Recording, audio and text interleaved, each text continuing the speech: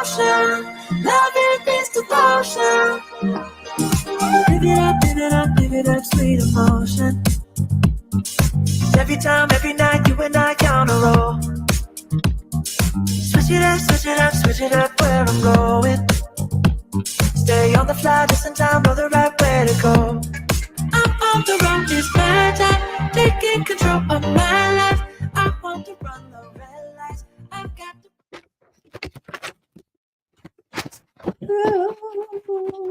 So if you are spending a fortune on microgreens at the store, then you are going to save yourself some cash and get a fresher product. So I know it might sound crazy, but like sprouting, growing microgreens is not complicated. It's actually very simple. All right. The best news is that it takes no skill, nor does it take a green thumb. You don't even need any soil. If I can do it, you can do it. It's the same as the sprouting. And so if anybody, I mean, I can't keep a plant to alive if my life depends on it. So any plants that I bring in usually end up dying.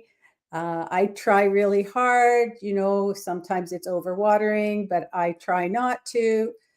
Sometimes then it's underwatering. When I change them from the pot that is too, all their roots are all bound up, and transplanted into a bigger pot, they die. I don't know what it is. I just don't have the skills, or I haven't learned the skills for keeping plants alive. But that doesn't matter, because when it comes to sprouts, we don't need to worry about that. If I can do it, you can do it. So I want to welcome you to the Daily Energy Bite Show. It's your daily dose of vitality. And we are going to continue on our week-long journey on sprouting. And so we probably are going to go into next week to see the fruits of all of the sprouting that we've done from the last few days.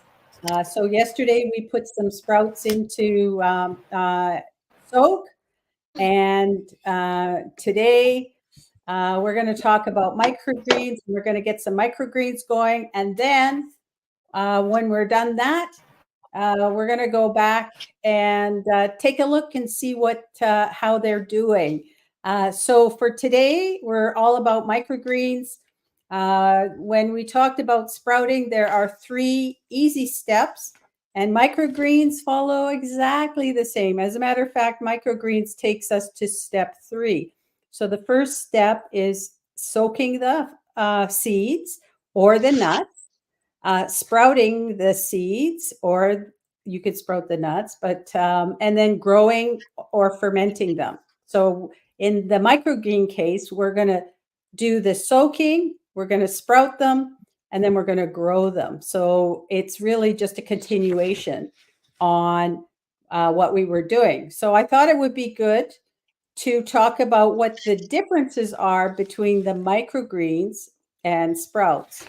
And then, so basically a little bit is the growing method, because the sprouts are done by soaking in water and then allowing it to germinate. And then you don't use soil at all. And you harvest them once the seedlings emerge. So it's like once you start getting the roots coming out, probably around that is the time that you would harvest them. And they're very young. So microgreens, they're going to get to the same level where you have the roots coming out, but you're going to let them grow into a tiny young plant. So that's a little bit different. So microgreens, typically you would grow them in the soil, but we're going to talk that you don't have to grow them in the soil if you don't want, but that's typically what you do, or like I said, a soil substitute. And then you allow them to grow a bit larger usually until they develop their first true leaves, and then you harvest them. So that's kind of how the growing method. In terms of the nutrient content, they both are very nutrient dense, and they both contain different concentrations of nutrients. So sprouts are rich in enzymes, vitamins, and minerals, while microgreens are known for their high concentration of vitamins, minerals, antioxidants, and phytonutrients. So the phytonutrients come from the green, and as they grow in the sun, that's where you get the phytonutrients. And so some people, well, microgreens are often considered to be more nutrient dense than sprouts due to the longer growing period and the development of the true leaves. And I think, microgreens wasn't a thing until I guess maybe the last 10 to 15 years. And what I noticed, and maybe it's because people believe that there's more nutrients in the micro greens, is when you go to the store, when I was a kid, it used to be you'd see alfalfa and broccoli sprouts would be on the shelves for people who were eating those. But then now I very rarely see sprouts, only in some specialty stores. And more what I'll find at my grocery store is microgreens, not the sprouts. And so maybe that's why. I don't know. I'm just that's just my supposition. I have no idea, but it makes sense now. People are definitely, there seems to be more demand for the microgreens than the actual sprouts. All right, and then the flavor and texture is typically will be different. So sprouts will typically be crunchy.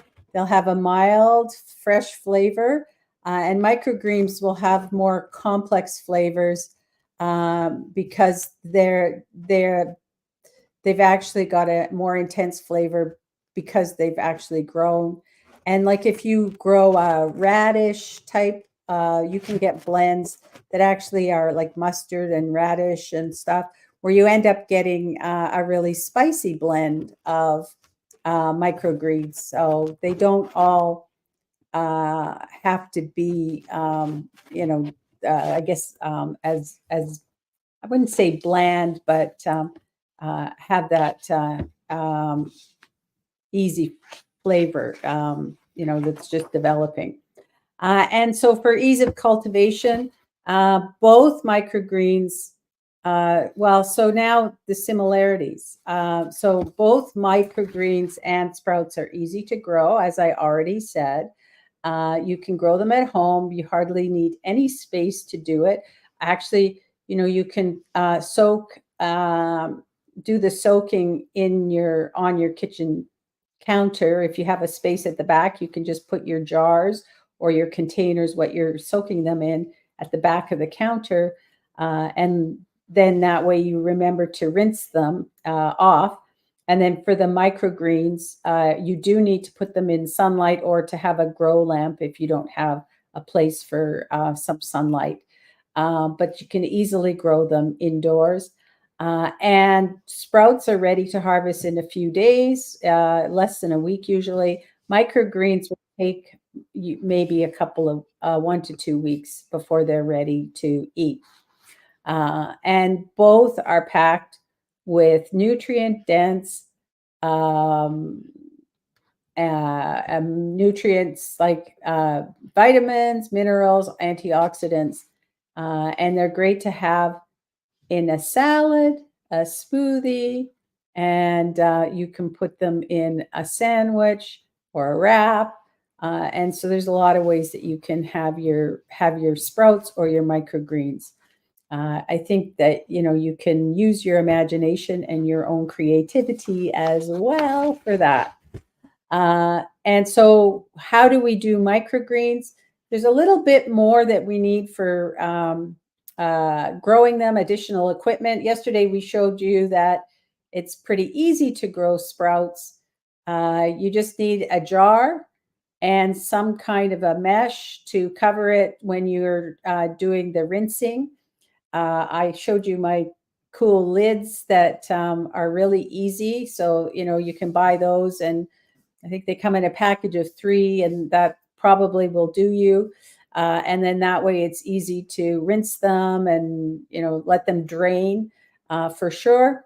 With the microgreens, now you need to have a growing tray or a container to grow them in.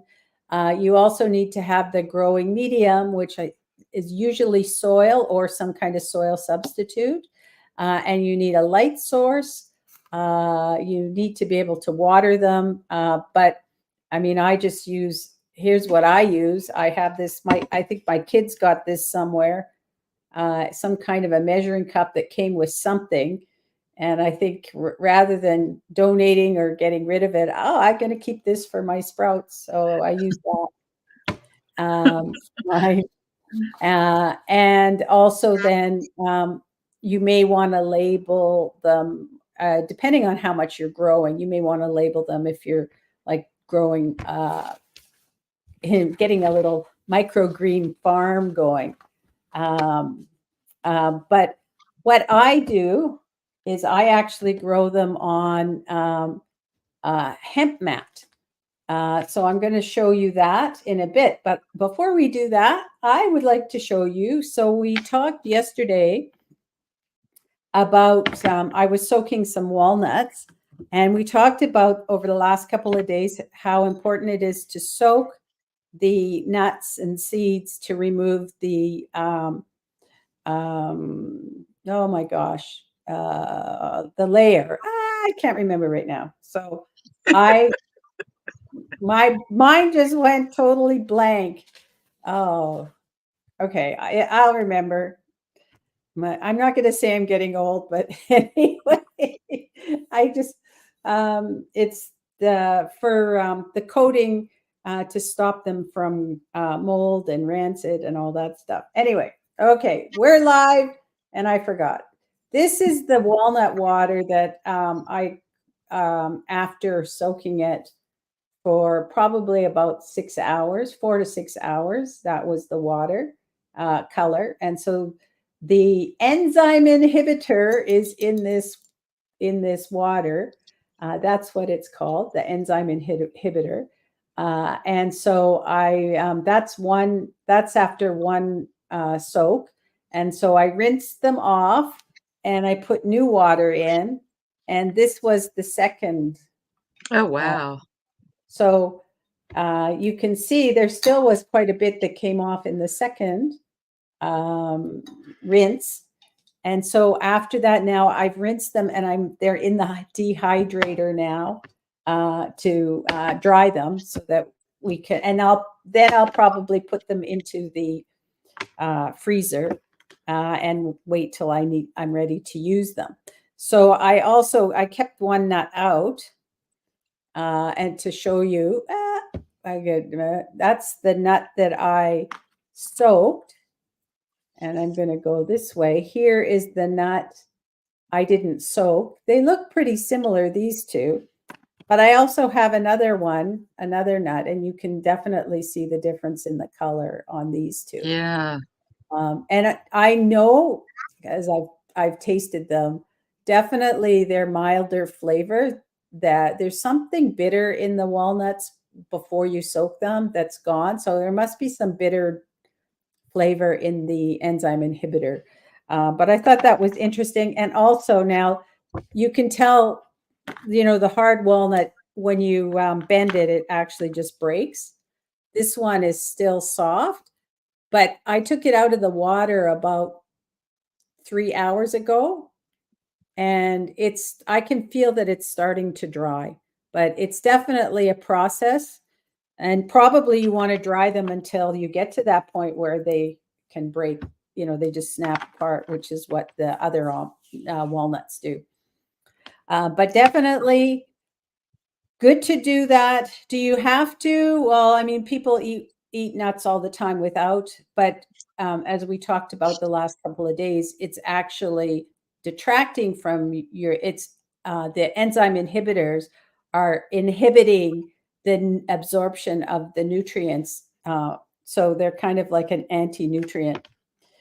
So definitely if you can, it's a good idea. As I can't, it's kind of blows my mind that we don't actually, most people, I didn't know about that until I took my raw food chef course. All right. So I'm going You to know, talk. Go when I ahead, was a Kathy. kid, and we'd have parties at school, and this is when you still had nuts at school, and I never liked the brownies with the nuts because they tasted so bitter, and now I know why. They had enzyme They inhibitors had in them. enzyme inhibitors. That's right. All right. So I'm going to do a little demo to plant some or to get some microgreens going. So if you can use, like, for your container, you can use, you can go out and you can buy the little black containers that are good for like getting your seedlings going at the nursery or the hardware store. But and then you buy some soil. So if you can, it's good to get organic soil. Myself, so it'll be some, I guess, soil and maybe some peat moss and other things, potting soil. But I got in touch with this hemp mats, and that's what I like to do. So here's a piece of the hemp. It's got a white backing on it that keeps it together, and it's kind of looks like a rug, but it's fairly coarse. This has been cut. I buy them in squares that are, I don't know, 1 foot by 2 foot, and then I can cut them. I've got a ton of them here that I just cut them up to match the size of my container. And so if you're using soil, you want to make sure you've got drainage in your container. The other thing that you can do is, if you buy raspberries or blueberries or strawberries in the store, other things too, like tomatoes, and they come in those shells, the shells that you open up. Those, you can actually use those plastic shells, reuse them. So this is a way to reuse them, or lettuce comes in them sometimes. So you can use those because they do have the drainage already built in. So those you could use as well, and you could put your soil in the bottom. I'm growing some wheatgrass that we're going to look at on Friday, and that I'm growing it in the in a container that I had for some, like, I think tomatoes or something, and then I put soil in there. But I got these. You don't have to have this dish, but this kind of came from a micro grow farmer, and you get the dish and you get the hemp mats with it, and they give you some seeds. So it was a kit. And I like these little trays. So they're not, they're a good size and so easy to use. You don't need any drainage with this one. And I just basically put my hemp mat into it, put my seeds on top, make sure that the hemp mat is wet. And then you germinate it right in there. So your soaking you do right in the container. So it's kind of saves the step. You can soak them in the jar and then put them on the hemp mat too. That's another way to do it. But you can do it this way. And the trick is to knowing how much seed. I'm going to plant some wheatgrass. So the trick I love this trick that I learned, is take the container before you have the hemp mat in, and you want the seeds to kind of cover the bottom. So I can just put in some seeds enough to cover the bottom. You can't see that. You can see it a little bit, but I basically just covering the bottom of the container, so that maybe a little bit too much now. I'm going to put a few back. So they kind of shake them around and they cover the bottom without kind of overlapping. So now I have the right amount of seeds, and I have my other container that I'm going to add some water to it to soak the mat, and try not to be too much, but I'm just going to soak the mat here. So it's good and wet, and have a little bit so that the seeds can germinate on the hemp mat. So you want it pretty wet. So I have my wet mat, and I'm just going to add my seeds to it.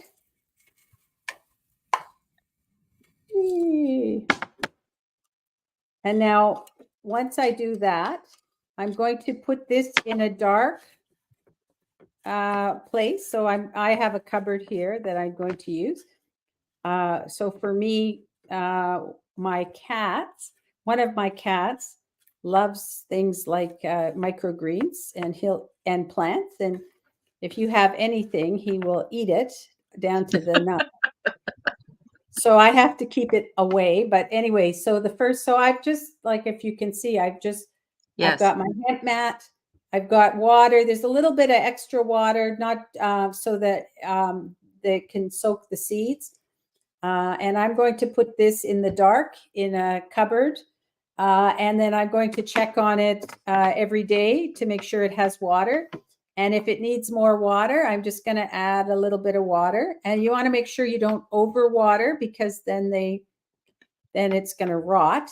And then in a couple of days, I will see sprouts starting, and you're going to see probably after about a week, we're going to have the sprouts at a point. So once the sprouts get for wheatgrass about this high, so about an inch or so, then you can, and they look like they're albino because they're all white, like and once you put them in, then you got to put them in the sun.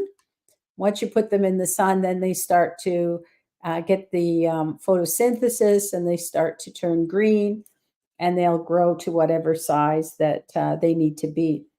So that's how easy it is to do the sprout. And yeah, once it gets to the point where you're ready to harvest, then you just cut at the base, and you're done. Now, you cannot reuse the hemp mat. So some people would say, well, if you're using the dirt or soil, you can continue to reuse it. So for me, it's less messy and really simple just to use the hemp mats, but it's really a personal preference. If you're a good gardener, you probably would love to use the soil and get your hands dirty. I'm good. I love this way, because this is, if I can do it, anyone can do it, because I do not have a good history with plants and growing. So I'm going to do another one. I've got some speckled peas, which are going to make, pea shoots seem to be pretty popular. I have to say they're not my favorite, because they do taste like pea leaves. They're not my favorite flavor for microgreens, but they actually grow really well. So and they're bigger. They're probably the biggest one that I found. So they're pretty big. You can't really see, but they're pretty big in Yeah, they terms do of look big. size. And so I'm going to put that in, and I didn't use my grow method or put it in, but these ones are easy to work with because they're so big. And I'm just going to do a layer. So they're all kind of side by side in a layer, and we're going to see what happens when those grow. So then, like I said, I'm just going to put them in the dark and check on them to make sure that they continue to have water, and they should start sprouting in a couple of days. We should see some sprouts starting to happen. And that's as easy as it is. So when it comes to the grow mats, I'm just going to, give me a second. I'm just going to show you 1 second here.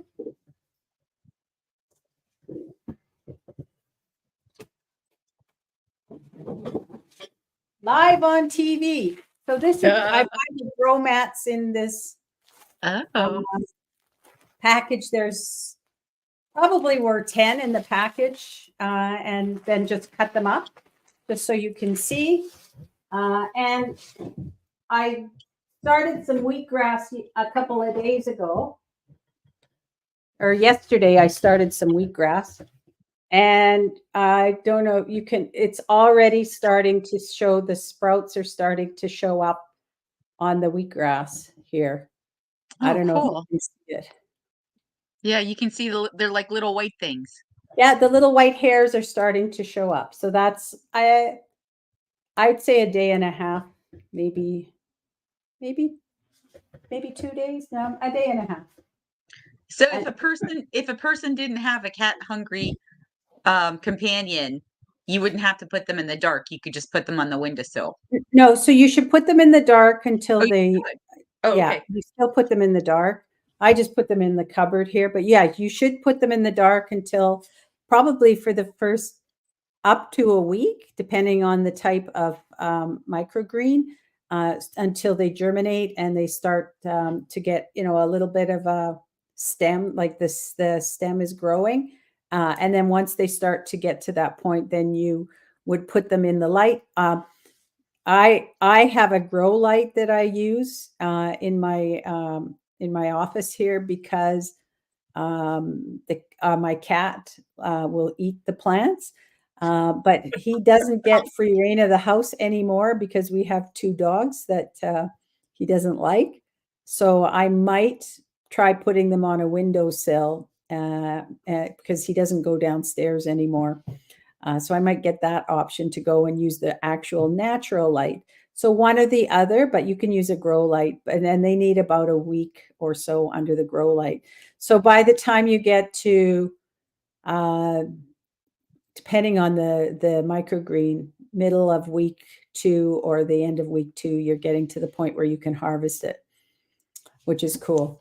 And yeah, I mean, and then like you can just take scissors, and the other thing that I think is really nice is that you don't have to harvest it all at once. You could just take enough for each day. So if you're eating your sprouts and let's say your microgreens every day, you just take what you need for the day to put on your salad or your sandwich, or throw some into your smoothie, and or a juice or whatever you're doing. And then you can keep them fresh. You just have to remember to keep watering them. And for me, because they have the mats for the hemp, I usually just water underneath. I lift up the hemp mat and put the water underneath in the container rather than putting it on top. I know growing wheatgrass, which we're going to talk more about on Friday, is going to be wheatgrass day. But when you're doing wheatgrass, you want to water from the bottom. So I typically water from the bottom on most of these. I find it easier. But the main thing is don't overwater. That's a big thing. So when it comes to the hemp mat, I have some pros and cons. So they are eco-friendly, which is good. They are made of natural biodegradable materials. So they are an eco-friendly, sustainable, and renewable product. And they also have great water retention on them. So that will help and can maybe help with the not under or over watering. And they actually reduce the risk of mold because they have good airflow and drainage.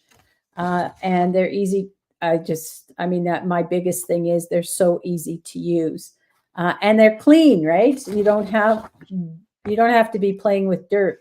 Now you might like playing with dirt.